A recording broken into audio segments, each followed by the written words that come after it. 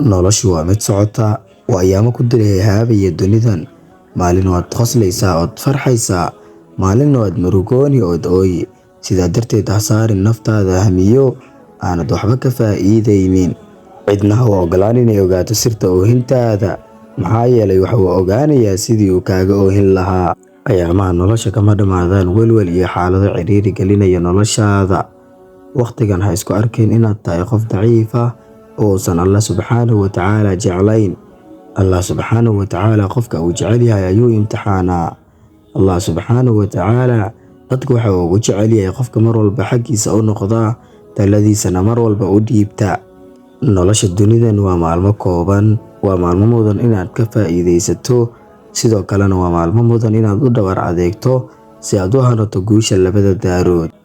Ahaw mar walba mid la hardama caqabadaha nolosha, xusuusana culays walba dabadii fudeed ayaa ahaaday, ee marnaba ha rajo dhigin.